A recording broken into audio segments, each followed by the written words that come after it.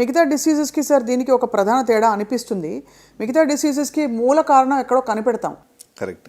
ఇది సడన్గా ఒక పెద్ద రాయి వచ్చి తన నెత్తి మీద పడ్డట్టు క్యాన్సర్ని నేనేం చేశానని నాకే ఎందుకు అని ఒక బిట్రేయల్ ఫీల్, జీవితం నన్ను వెన్నుపోటు పొడిచిందనే ఫీలింగ్ వస్తుంది కదా సార్. కరెక్ట్. అక్కడి నుంచి ఇంకా ట్రీట్మెంట్కి రిసెప్టివ్ అవ్వడం, ట్రీట్మెంట్ ప్రాసెస్లో అయ్యే ఇబ్బందులు తట్టుకోవడం. కరెక్ట్. అది ఇట్స్ ప్రాసెస్ కదా సార్. సో మీరు అన్నట్టుగా మోస్ట్ ఇంపార్టెంట్ క్వశ్చన్ ఏంటంటే వై మీ, నాకే ఎందుకు, నేనేం చేశాను, ఏం తప్పు చేశాను, నాకు ఎలాంటి అలవాట్లు లేవు కదా, ఎగ్జాక్ట్లీ సార్, మాకు కూడా నాకే ఎందుకు రావాలి ఇది అనేటువంటిది చాలా ఇబ్బంది పెడుతూ ఉంటుంది. సో అందుకే కేర్ గివర్స్ మీ యొక్క డాక్టర్తో చెప్పుకోవడము, సపోర్ట్ గ్రూప్స్ హెల్ప్ తీసుకోవడం అనేది ఐ థింక్ చాలా ఎక్స్ప్రెస్ చేయడం చాలా ఇంపార్టెంట్. ఈ రోజుల్లో ఐ థింక్ మీ అందరికీ తెలిసినట్టుగానే కోవిడ్ వచ్చిన తర్వాత mental health has become significant issue. అవును. అంటే ఇది వరకు దీని గురించి మాట్లాడేవాళ్ళు కాదు, ఇప్పుడు అట్లీస్ట్ మాట్లాడి సపోర్ట్ తీసుకోవడానికి కూడా ఇట్స్ ఓకే నౌ. అవును.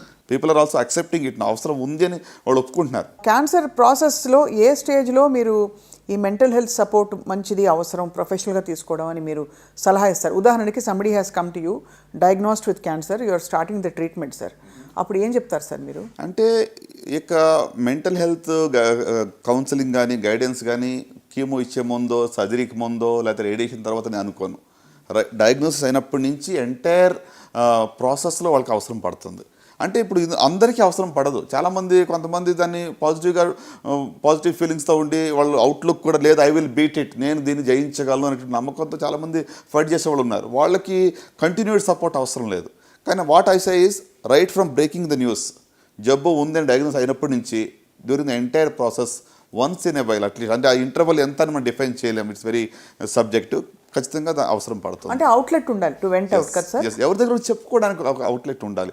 అన్నిటికన్నా ముఖ్యంగా నేనేమనుకుంటున్నాను, దీంట్లో family and friends play significant role. మీ కుటుంబ సభ్యులు లేదా దగ్గర ఫ్రెండ్స్ ఖచ్చితంగా వాళ్ళతో మీరు చెప్పుకునేటువంటి ఒక రిలేషన్ ఉన్న వాళ్ళైతే చాలా మంచిది. సో దట్ మీకు ఒక అవుట్లెట్ ఉంటుంది, దానివల్ల కూడా మీరు చెప్పుకున్న తర్వాత మీరు లైట్ ఫీల్ అవుతారు.